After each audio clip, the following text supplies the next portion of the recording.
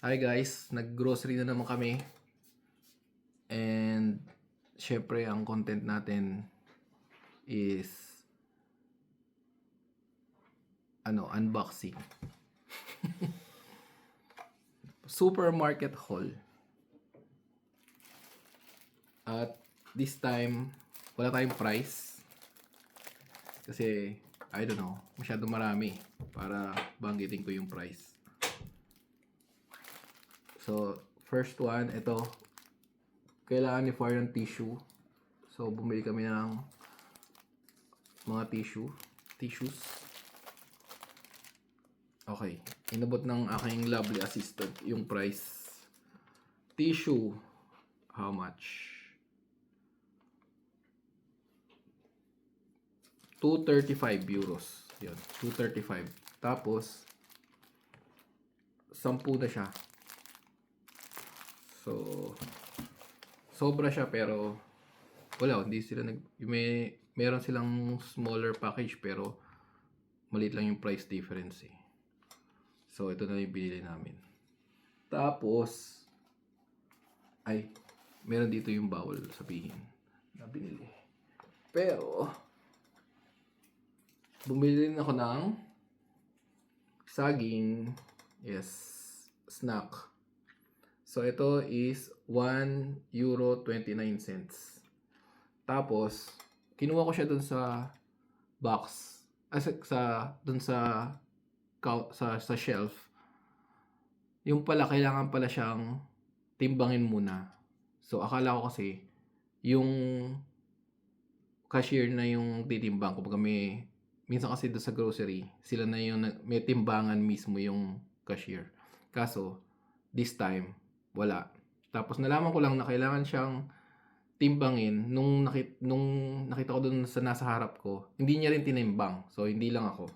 Kasi wala nakasulat doon na please weigh this first before buying. So, nung nakita ko, kailangan palang timbangin. Wala na, too late na, nakapila na kami. Kami na yun yung next. So, ewan ko. Bait naman yung cashier. Dahil tinimbang niya yung saging dun na nasa harap ko. Tapos pagdating doon sa amin, tinimbang niya rin. I guess, gusto niya rin tumayo tayo. Oops. Mahulog. Next is tea. So, para kay Far, gusto niya ng tea na walang caffeine. So, naturally caffeine free. At ang price nito ay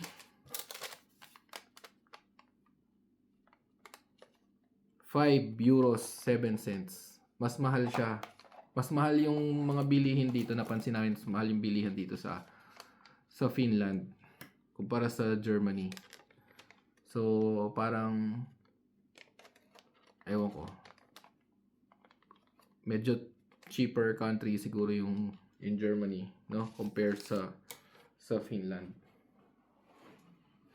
Tapos, bumili kami ng dalawang blueberry juice na same brand. Ito yung official blueberry juice ng Finnair. Kaya yan may logo ng Finnair. So, ito yung siniserve ng pag bumili kayo ng flight via Finnair. Ito yung inaano nila. Siniserve nila. Tapos, gustong-gusto siya ni Far. So, dalawa yung binili namin. Tapos, yung isa,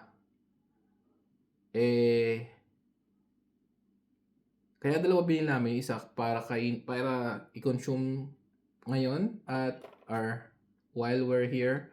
Tapos yung isa para iuwi sa Germany. But, nung binibili namin siya, may nakita kaming kalaban. So, tatlo binili namin kasi gusto namin itry. So, para walang bias at itry namin kung alin yung mas masarap, magbo-blind taste kami. So, siguro gagawin namin rin ng video yung pag blind taste namin siya para malaman talaga para honest to goodness na malaman namin kung ano talaga yung mas nasasarapan kami, no? So, yan. Abangan nyo yan. Tapos, Dio. So, Travel Dio. Bumili kami ng Travel Dio kasi naiwan sa Singapore yung isang Travel Dio namin. Or, yeah, iniwan sa Singapore yung isang Travel Dio namin. Tapos, so yung price pala nung juice, ano nga ba? So yung price nung juice is 970 for 2. So ibig sabihin, almost 5 euros ang isa nito. Almost 5 euros. Tapos, yung eto, 365. So, ang laki ng difference ng price. So, I'm hoping na mas masarap to para next time. Ito na yung bibili namin. Pero, we'll see. Mahirap na umasa. Tapos, ito, coffee alternative for me. Mahal rin siya. 8 euros 71 cents. So, ganun talaga pag hindi pwede uminom ng coffee, kailangan magbayad ng mahal. At mas mahal siya. Feeling ko mas mahal siya dito kaysa sa Germany. So, yun. Pero, anyways, on vacation naman. So, may excuse. Tsaka, no choice rin kaysa uminom ng coffee. So, it's Wake Up. Ano to? Wake Up Guarana and Barley Coffee Alternative.